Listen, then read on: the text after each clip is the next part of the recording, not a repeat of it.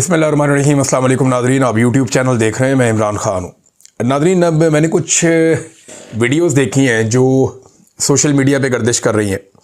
असदुल्ला ख़ान साहब हैं, हमारे बड़े अच्छे जर्नलिस्ट हैं और बड़े तगड़े सहाफ़ी हैं, बड़े मजबूत असाब के मालिक हैं। मैंने उनके साथ बहुत काम किया हुआ है। जब वो इंटरव्यू कर रहे थे ना उस आदमी का जो सैलाब के पानी में से निकल कर आया हुआ है, तो वो ख़ुद बात करते करते एकदम पूरी तरह हिल गए थे और उनको बड़ा सदमा पहुँचा था कि ये बंदा बात क्या कर रहा है।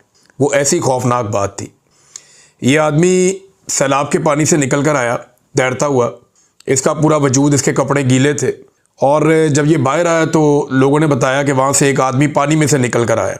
तो असदुल्ला साहब ने इसका इंटरव्यू किया तो ये पानी में से ऐसे निकला कि इसके बाद ड्रम थे, ड्रम जो होते हैं ना छोटे ड्रम, उनके अंदर वो उसको टाइट कर लें तो उसके अंदर हवा भर जाती है, फिर वो पानी में डूबता नहीं, आप उसे सहारा ले सकते हैं। तो एक आधा बंदा जो थोड़ा बहुत हाथ पांव मारना जानता हो वो उसके सहारे कुछ दूर जा सकता है पानी में। अब सैलाब के पानी में से ये बंदा निकल कर आया। जब असदुल्ला खान साहब ने इससे पूछा तो इस बंदे ने क्या कहा, वो सुनकर मेरे भी रोंगटे खड़े हो गए। ये बताता है जी कि मैं 4 दिन तक पीछे पीछे भागता रहा हूँ इंतज़ामिया के, हुकूमत के, जो यहाँ पे मेजर मौजूद है उसके भी, जो रेस्क्यू वाले उनके, सबका कहता मैं सबके पीछे भागता रहा हूँ। मुझे किसी ने मदद नहीं दी। 4 दिन हो गए, मेरे घर वाले फंसे हुए हैं पीछे। तो फिर वो ये बताता है कि जी किराए पे हमने एक कश्ती ली, बंदोबस्त किया और उसके अंदर हम बैठे, मगर वो कश्ती डूब गई एक दरख्त के साथ लगी आके। अब कई जो दरख्त हैं या उनके मुड हैं वो नीचे हैं पानी में ना, तो ऊपर पानी भर गया है, कई दरख्त नीचे रह गए हैं। अगर ज़्यादा पानी है, बाद वक्त कई दरख्तों को काटा हुआ होता है तो वो नीचे रह जाते हैं। तो वो दरख्त से कहीं टकराई है या किसी चीज़ से वो कश्ती टकराई है, उसने तो दरख्त बोला, वो कहते जी कश्ती डूब गई है। और असदुल्ला साहब ने उससे पूछा फिर अब वो पहुंच गए हैं आपके घर वाले यहाँ पे? उसने कहा नहीं जी नहीं, वो सारे मर गए, वो कश्ती डूब गई है, मेरे घर वाले सारे मर गए हैं। और ये इतना तकलीफ दे मंजर था जब मैं उसकी बात सुन रहा था।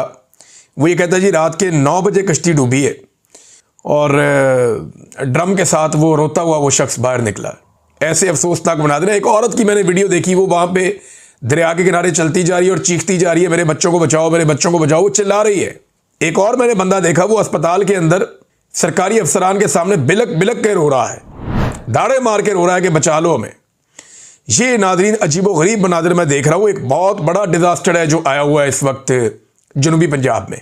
ख़ास तौर पे ये 2 इलाके जो हैं, जलालपुर पीरवाला और अलीपुर, इन 2 इलाकों में बहुत बड़ी तबाही हुई है, जबकि हुकूमत जो है वो वहाँ किनारे पे बैठ के तालियां बजा रही है। वो मनाजिर भी मैंने देखे, अफसोस के साथ मुझे बताना पड़ता है। अपनी सीनियर सूबाई वजीर को बिठाकर गई मरियम नवाज के यहाँ बंद पे बैठेगी और वो वहाँ इस कार्रवाई भाई रोज़ाना के हिसाब से लाशें मिल रही हैं। 20 दिन का बच्चा डूबा है वहाँ पे। माँ अपने बच्चे को नहीं छोड़ती, आपको पता है।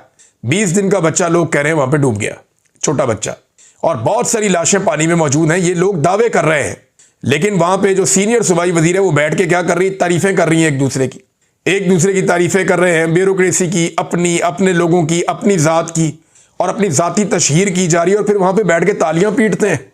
गरीबों की लाशों पे ये लोग तालियां पीटते हैं।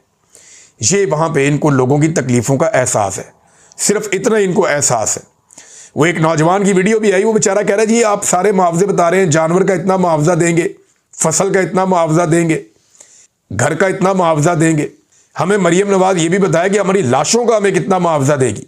और उसने क्लेम किया कि जब ये पानी सूखेगा या जब हमारे इलाकों से पानी निकलेगा तो इतनी लाशें निकलेंगी, कि उसने ये क्लेम किया कि सैकड़ों। लेकिन मैं आपको ये बता रहा हूं, ये बहुत बड़ा डिजास्टर है नादरीन। ये छोटा इलाका नहीं है, ये बहुत बड़ा इलाका है और ये बहुत बड़ा जुर्म हुआ है। ये इतना बड़ा डिजास्टर है और इतना बड़ा सानिया हो गया जो अभी तक पाकिस्तान के मीडिया ने आपको बताया ही नहीं। पाकिस्तान की एस्टेब्लिशमेंट भी इसको छुपा रही है, पाकिस्तान की हुकूमत भी इसको छुपा रही है। कोई आपको नहीं बता रहा कि कितने लोग मारे गए हैं। मुझे खदशा है, या जिन लोगों ने मुझे मैसेजेस किए या जो चीज़ें मुझे बताई हैं वहाँ पे, उनको अगर कोई भी अक्लमंद आदमी कैलकुलेट करे तो उसको अंदाज़ा हो जाएगा कि एक बहुत बड़ा इंसानी अलमिया हो चुका है जनूबी पंजाब में। मजीद अलमिया तो दूर की बात है, हो चुका है। और उसकी रीज़न मैं आपको देता हूँ कैसे। ये ज़्यादातर लोग जो है ना, ये सिंगल स्टोरी वाले घर में रहते हैं। इनके घरों की 2 मंजिलें नहीं होती। गरीब लोग हैं, कच्चे कोठे हैं, बालों वाली इनकी छतें हैं और ये लिपाइयाँ करके दीवारें बनाते हैं।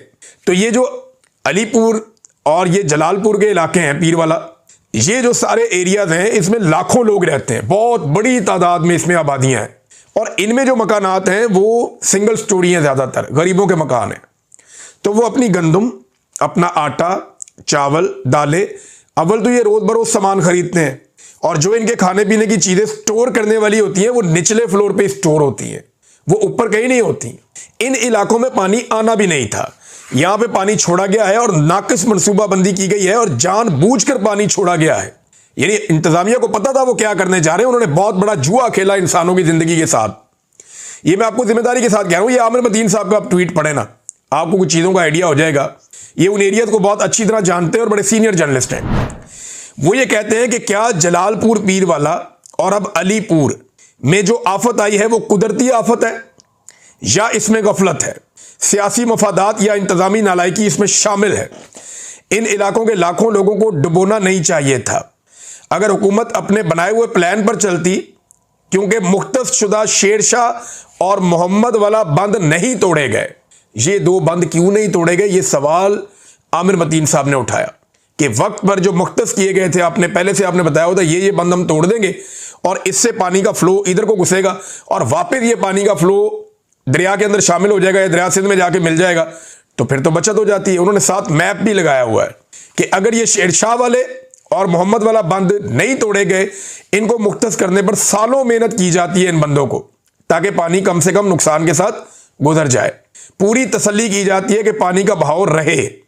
शेरशाह से निकला पानी दरियाए सिंध में या आगे फिर दरियाए चनाब में मिल जाना था, जबकि अलीपुर और जलालपुर में पानी अब खड़ा हो गया जाके जहां पे इन्होंने बंद तोड़े। किसने ये फैसले किए और क्यों किए, इसकी तफ्तीश होनी चाहिए। कौन करेगा? अदालतें कंप्रोमाइज हैं। जस्टिस आलिया नीलम तफ्तीश करेगी। वो इस बात पे खुश है कि मरियम नवाज उनकी वजीर आला है। सारी जिंदगी जस्टिस आलिया नीलम साहबा की जो वालदा है, उन्होंने, इनकी फैमिली ने नवाज शरीफ साहब के कारकुनों का किरदार अदा किया है। मियाँ नवाज शरीफ साहब के घर की बैक साइड पे एक मोहल्ला है जहाँ पे ये रहते थे, इत्तफाक अस्पताल की बैक साइड पे, और वहाँ पे ये मशहूर है वकीलनी के नाम से कि यहाँ पे वकीलनी रहती है आलिया नीलम साहिबा। अब वो चीफ जस्टिस बना दी गई है इस्लामाबाद लाहौर हाई कोर्ट की। उन्होंने ये पता करना है, वो तो सवाल ही पैदा नहीं होता कि कभी आंखें खोलें और वो देखें इन चीज़ों को ना। उनका तो शरीफ खानदान से ताल्लुक जो है रजिस्टर्ड पुराना ताल्लुक है उनके खानदान का, तो वो तो इनकी नाअहली के ऊपर आंख खोलने से रहे। क्या मिलिट्री एस्टेब्लिशमेंट करेगी? वो इस जुर्म के अंदर शामिल है। ये तो जो जुर्म ये कर रहे हैं इसके अंदर मिलिट्री एस्टेब्लिशमेंट शामिल है, और वो कभी भी इनको नाकाम होता हुआ या नामुराद होता हुआ नहीं देख सकती। पाकिस्तान चाहे बर्बाद हो जाए, कौन करेगा इंसाफ? अवाम ही करेगी।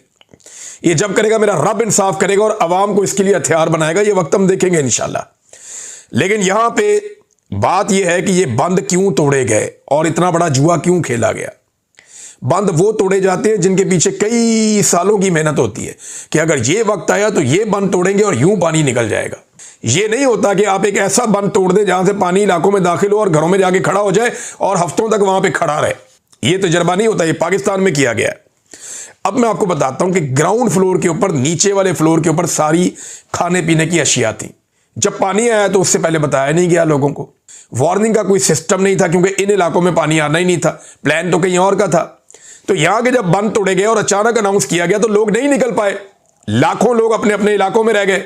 पानी जब बहुत चढ़ गया, घरों के अंदर दाखिल हो गया, तो उन्हें समझ आई लोगों को यहां से निकलना है। अब निकले कैसे? तो लोग अपनी छतों पर चढ़ गए। अपना जो कीमती सामान है उन्होंने ऊपर कहीं रखा और छतों पे चढ़ गए। अब डर इस बात का था कि हम यहां से चले गए तो हमारी चोरी हो जाएगी, और वहां पे चोरियां हो भी रही हैं। आज भी चोर पकड़े गए हैं, सरकारी कश्ती के अंदर चोरी कर रहे थे आके। तो ये लोगों को डर था कि हम यहां पे छोड़ के भी जा नहीं सकते। लेकिन फिर जब खुराक ना हो तो आपको 1-2 दिन के अंदर एहसास होता है कि खाने के लिए कोई चीज नहीं है, अब गुजारा कैसे करें। तब लोगों ने निकलने की ठानी। अब निकलने का रास्ता कोई नहीं था। बाहर कहीं पे 6 फुट पानी है, कहीं पे 16 फुट पानी है, कहीं 20 फुट पानी है। कई बड़े बड़े दरख्त भी पानी के अंदर डूबे हुए हैं। अब लोग निकल नहीं पा रहे थे। लाखों लोगों ने निकलना था, ऊंचे बंदों के ऊपर और बाहर के इलाकों में आना था। तो वो आए कैसे? आने के लिए रास्ता कोई नहीं है, और जो रास्ते हैं उनके ऊपर बहुत सारा पानी है, और पानी से गुजरने के लिए गाड़ी, साइकिल, घोड़ा, गधा, कोई चीज काम नहीं होती। आपको कश्तियां चाहिए, और वहां लोगों के पास कश्तियां ना होने के बराबर थी। हुकूमत ने जो कश्तियां दी वहां पे पहले 11 कश्तियां पहुंचाई, जिनमें से 9 खराब थी। इंजन ही काम नहीं कर रहे थे, बेड़ा ही गर्क था, काम हो ही नहीं पा रहा था, लोग निकल ही नहीं पा रहे थे। फिर वहां पे प्राइवेट लोग अपनी कश्तियां लेकर पहुंचे। जब इन्होंने फोन किया मकामी लोगों ने कि हमें कश्तियां चाहिए, हमें मदद चाहिए, तो जो प्राइवेट लोग हैं वो अपनी कश्तियां मुख्तलिफ इलाके से, दरिया सिंध से, इधर उधर से लोग लेकर आ गए, और उन्होंने पैसों के एवज लोगों को बाहर निकालना शुरू किया। कुछ फलाई तंजीमें हैं जिनमें 2-4 तंजीमें बड़ा अच्छा काम कर रही हैं। उन्होंने लोगों को निकालना शुरू किया, लेकिन बहुत बड़े पैमाने पर इवैक्यूएशन थी। वो लोगों की इतनी कैपेसिटी होती है, 10,000 5,000 लाखों लोगों को निकालना था। तो लोगों को निकाले कैसे? अब लोगों ने अपनी मदद आपके तहत, लोगों को आइडिया हो गया कि हमारे मोहल्ले में, हमारे इलाके में कोई कश्ती नहीं आ रही, बिजली भी बंद है, मोबाइल फोन की बैटरियां खत्म हो गई हैं, अब राब्ते नहीं हो पा रहे, हम करें क्या? तो फिर लोगों ने अपने तौर पे निकलने का फैसला किया, और कोई ड्रम के ऊपर लटक के निकला, किसी ने किसी और चीज से अपनी एक छोटी सी कश्ती बनाई, कोई ऐसे निकला। तो लोग मुख्तलिफ तरीकों से वहां से उन्होंने निकलना शुरू किया कि बंद पे पहुंचे और वहां से मदद लेकर आए। और जो प्राइवेट कश्ती वाले हैं वो तो ऐसे भी थे जो लोगों को बिठाते थे, पानी के सेंटर में जाके लोगों से कहते थे और पैसे दो नहीं तो हम वापस जा रहे हैं, आपको फिर छोड़ देंगे। ऐसे ब्लैकमेल किया, बंदे गिरफ्तार भी हुए। तो अभी भी बहुत सारे लोग अपने अपने घरों पे, दरख्तों पे, ऐसी जगहों पे जो ऊंची है वहां पे पनाहे लेकर बैठे हुए हैं। उनके पास खाने के लिए नहीं है, उनके पास पीने के लिए नहीं है, उनकी फैमिलियां, उनके बच्चे वहां पे मजबूर हैं, उनको एवैक्यूएशन नहीं हो सकी। कोई कितना कर सकता है? हमने भी कश्तियां भेजी हैं, कुछ कश्तियां पहुंच गई हैं, कुछ आज पहुंच जाएगी, कुछ और हम कोशिश कर रहे हैं हमें बाजार से मिल जाएं, अवेलेबल भी नहीं है मार्केट में। ये ऐसी आइटम तो है नहीं कि पड़ी हुई हो और आप खरीद लें। अब जितनी जहां से मिलती है, कहीं से 2 कहीं से 3 हमें मिलती है, हम खरीद लेते हैं। इंजन जो है वो कराची से मिलते हैं, कोई कहीं से मिलते हैं। हम पूरी कोशिश कर रहे हैं, और ये सारी कश्तियां यहां पानी में चल भी नहीं सकती। जो ज्यादा नीचे गहरी वाली कश्ती होती है वो नहीं चलती, जो समंदर में आप चलाते हैं। यहां पे खास कश्तियां चलती हैं, वो लकड़ी वाली कश्तियां चलती हैं। तो अब लोगों को निकालना एक बहुत बड़ी मुसीबत है, और अगर लोगों को नहीं निकाल सकते तो कश्तियों के ऊपर लोगों को आप खाना पहुंचाएं, तो क्या आप इतनी बड़ी तादाद में लोगों को खाना पहुंचा सकते हैं? ये सारा डिजास्टर इस हुकूमत ने किया, ये बात आप याद रखिएगा। ये हमें सूरत-ए-हाल क्लियर होती जा रही है जैसे जैसे हमारे जर्नलिस्ट, हमारे दोस्त, हमारे भाई वहां पे पहुंचे हैं। ये पीछे खड़ी हुई थी पंजाब की सीनियर मिनिस्टर मरियम औरंगजेब, और उसके बिल्कुल करीब खड़ा होकर लड़का बता रहा था, उमर दराज गोंदल साहब को, जर्नलिस्ट हैं, उन्हें बता रहा था कि 4 दिन हो गए इनके तरले मिनते करते हुए, हमारी फैमिली पीछे, उसे लेकर कोई नहीं आ रहा। ये मैंने खुद ये इंटरव्यू सुना। वो ये कहता है जी कि 4 दिन हो गए इनकी हम मिन्नतें कर रहे हैं। सूबाई वजीर की मौजूदगी में वो शायरी बता रहा है कि 4 दिन से मिन्नत कर रहे हैं, हमारी फैमिली कहां है हम नहीं जानते, लोग छतों पे, दरख्तों पे चढ़े हुए हैं, उन्हें वहां से लेकर आओ, यहां रेस्क्यू करके अभी तक नहीं लाया गया। ये नाजरीन हालात हैं, और ये एक बहुत बड़ा सानिया भी हो सकता, अल्लाह ना करे। लोग ये कहते हैं कि जो हलाकतें हैं हुकूमत बता ही नहीं रही, और खबर बाहर निकलने नहीं दे रही, और मीडिया के पास इतने वसाइल नहीं है कि वो अंदर जाके देखे। मीडिया के पास अपनी कश्तियां थोड़ी हैं, वो कोई रेस्क्यू वाले के साथ बैठ जाते हैं या किसी और के साथ बैठ जाते हैं। तो मैं जो अपनी टीम है उनसे गुजारिश करूंगा कि एक कश्ती को कम से कम सिर्फ इस काम के लिए आप मुख्तस करें, जो जाए और जाकर सारे इलाकों को देखे और पता करे कि वहां पे कितना नुकसान हुआ है और कितने लोग अभी तक फंसे हुए हैं। रेस्क्यू का काम भी जो है वो साथ साथ जारी रहना चाहिए। लोग जो बाहर आए हैं वो भूखे हैं, परेशान हैं, दुखों से निढाल हैं। ये हालात कर दिए इन्होंने पंजाब के, और ये इसको भी एक अपॉर्चुनिटी के तौर पे ले रहे हैं कि मेरी फोटो सारे देख लें। किसी तरह लैट्रीनों तक पे इन्होंने अपनी फोटो चिपका दी है, कोई जगह नहीं छोड़ी, मस्जिद पे फोटो लगा दिया अपना, सीरत उन नबी का बोर्ड है उसके ऊपर भी फोटो अपना चिपका, कोई जगह नहीं छोड़ी इस खातून ने। एक पागलपन है जो पंजाब के ऊपर मुसल्लत कर दिया गया है, और जो मुसल्लत करने वाले हैं वो कह रहे हैं इसको हम पाकिस्तान पे भी मुसल्लत करेंगे, एक वक्त आएगा, खुदा ना खास्ता। ये ऐसा ज़हनी मर्ज है, ये पूरे मुल्क को दीमक की तरह खा जाएगा। ये इतने पागल लोग हैं, लेकिन इन्हें समझ ही नहीं आ रही। ना मिलिट्री एस्टेब्लिशमेंट जो है उन्होंने तो ये सोच लिया कि ये हमारी इंश्योरेंस पॉलिसी है और हम इनकी इंश्योरेंस पॉलिसी है। अब नाजरीन, लोग किस हालत में है मैंने आपको बताया, और उसकी वजह भी मैंने आपके सामने रखी है। ये बंद तोड़ने के फैसले सियासी बुनियादों पे हुए हैं और शोबदाबाजों ने किए हैं, और एक बड़ा डिजास्टर हो चुका है, लोगों को बचाया नहीं जा सका बदकिस्मती से। मैंने आपको आमिर मतीन साहब का ट्वीट भी पढ़ के सुना दिया। अब नाज़रीन, मादनियात का जो एक इन्होंने मुआहदा किया, जहाँ पे आर्मी चीफ भी थे, वज़ीर आज़म भी था, जहाँ पे वो डिप्टी वज़ीर आज़म भी थे, ये सारे इकट्ठे थे वहाँ पे, जाली वज़ीर आज़म है। बहरहाल इसके ऊपर एक जुल्फ़ी बुखारी साहब ने ट्वीट किया और एक बड़ी अहम चीज़ पे निशानदेही की, और जब हमने गौर किया तो वो बुखारी साहब ठीक बात कर रहे हैं। देखिए, chief of the army staff से लेकर प्राइम मिनिस्टर और डिप्टी प्राइम मिनिस्टर और पूरी काबीना सब ने एक ऐसी कंपनी के साथ MOU पर दस्तखत कर दिए, सोने, तांबे और रेयर अर्थ मिनरल के लिए, जो एक बड़ी छोटी सी कंपनी है, बिल्कुल ही फारग कंपनी, कोई खातर खा मालियत ही नहीं है इस कंपनी की। इसकी सालाना आमदनी जो है वो $7 मिलियन, कुछ भी नहीं है, जीरा है, छोटा सा, बिल्कुल आटे में नमक के बराबर, बिल्कुल कोई औकात ही नहीं है कंपनी की। $7 मिलियन, पाकिस्तान की नॉर्मल कंपनियों की इतनी वर्थ होती है। $7 मिलियन से कम की वर्थ है इसकी सालाना, और इस कंपनी के साथ पाकिस्तान ने मुआहदा कर लिया इतना बड़ा। ऐसे गैर तजर्बाकार खिलाड़ियों के बजाय आलमी सतह की आला दर्जे की जो कानकुनी की या मादनियात निकालने वाली जो कंपनियां हैं, पाकिस्तान ने उन्हें शामिल क्यों नहीं किया, उनके साथ बात क्यों नहीं की? और ISI और MI जो है, अगर आर्मी चीफ को इसमें शामिल कर रही थी तो वो इसके बारे में तहकीकात कर सकते थे। इसके बजाय उन्होंने उमर फारूक ज़हूर, एक बैनुल-अक़वामी तौर पर मशहूर मुजरिम को इस धोखाधड़ी का सौदा करने की इजाज़त दी। अब ये उमर फारूक ज़हूर साहब कौन है जिनके बारे में वो कह रहे हैं कि बैनुल-अक़वामी तौर पे ये मुजरिम है? ये वो शख्स है जिसने तोशाखाना के मामले में इमरान खान साहब के खिलाफ गवाही दी, और तोशाखाना वाली जो घड़ी है वो इस बंदे ने परचेज की थी बाद में, और ये वही बंदा है जिसको पाकिस्तान में बुला के बार बार अवार्ड भी दिए जाते हैं, तमगे पहनाए जाते हैं। ये वो बंदा है उमर फारूक ज़हूर। ये पूरा सिस्टम इसके ऊपर बड़ा मेहरबान है। और देखें ना, ये इसको इजाज़त दी गई, उसके अंदर मौजूद भी है तस्वीर में कि ये अमेरिकन कंपनी आ गई है, इनके साथ मुआहदा कर लें। आर्मी चीफ, वज़ीर आज़म सारे बैठे हैं, और वो जो कंपनी है उसकी वर्थ जो वज़ीर आज़म की अपनी जो शुगर मिल है उससे भी कम है।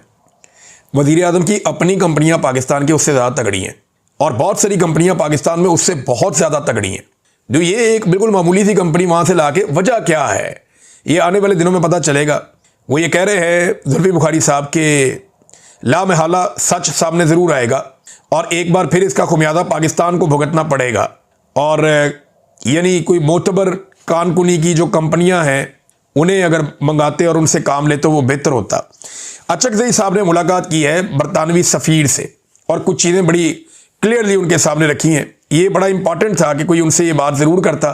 तो अचकज़ई साहब ने खुल के ये बात की, और उन्होंने क्या कहा ये सुने आप। उन्होंने कहा जी, कोयटा में सरदार अताउल्लाह मैंगल की हालिया बरसी की मुनासबत से जो ताज़ियत करने के लिए आई थी बरतानवी सफ़ीर, उनसे मुलाकात हुई, और बहुत सारे अफ़गानिस्तान के, पाकिस्तान के और इलाक़ाई मामलात पे उनके साथ बातचीत हुई। उन्होंने कहा जी कि ये बात भी रखी गई कि जो दुनिया ने अफ़गानिस्तान पर चढ़ाई की और उसकी बर्बादी के लिए दुनिया इकट्ठी हुई, इन्हें अब अफ़गानिस्तान की तामीर नौ के लिए भी इकट्ठे होकर किरदार अदा करना चाहिए। हमें मगरबी जमहूरी रियासतों और UK से यही सवाल है कि 8 फरवरी के इंतखाबात के नताइज का इल्म होते हुए भी ये इस नाजायज़ सीट को लेकर क्यों खामोशी इख्तियार किए हुए हैं? नाजायज़ हुकूमत बनी है ना, तो खामोश क्यों है, ये पूछा उन्होंने। इस मामले पर भी तशवीश का इजहार किया कि कुछ दिन पहले शहबाज शरीफ की मौजूदगी में अमरीकी कंपनियों के साथ मादनियात के जिन मुआहदों पर दस्तखत किए गए हैं, इस पर अवाम की तायीद उन्हें हासिल नहीं है। इन मादनियात पर पहला हक वहाँ के अवाम का है, और अगर इसको आइनी तहफ़्फ़ुज़ नहीं दी जाती तो सियासी हालात मज़ीद बिगड़ने का ख़दशा है। जो कोई भी अपने वतन के वसाइल और उसके दिफा के हक़ में सियासी जद्दोजहद करते हैं, उन पर रियासती इदारे दहशतगर्दी का इल्ज़ाम लगाते हैं। हम किसी के खिलाफ नहीं हैं, मगर इन मादनियात की खोज से पहले वहाँ के अवाम को एतमाद में लेना चाहिए। ये बातचीत उन्होंने की। देखें, मादनियात के मामले पे बड़े सख्त तहफ़्फ़ुज़ात हैं, पाकिस्तानियों के भी हैं, पाकिस्तानी सियासी जमातों के भी हैं, और ये बात सब जानते हैं कि अब जो है पाकिस्तान की एस्टेब्लिशमेंट पाकिस्तान की मादनियात के पीछे है कि ये मादनियात अब भेज दी जाए। हुकूमत के हालात ये हैं नाज़रीन, जो रोज़ाना ये हुकूमत कर्ज ले रही है वो मैं आपको बता देता हूँ, लगभग कोई 50 अरब रुपए से ज़्यादा का कर्ज लेती है ये, क्योंकि 1800 अरब से ज़्यादा का कर्जा लिया एक महीने में हुकूमत ने। तो अगर आप रोज़ाना के हिसाब से डिवाइड करें तो ये 60 अरब रुपया रोज़ का बनता है। ये 60 अरब रुपया रोज़ का खर्च कहाँ हो रहा है? कभी सोचा आपने कहाँ खर्च हो रहा है?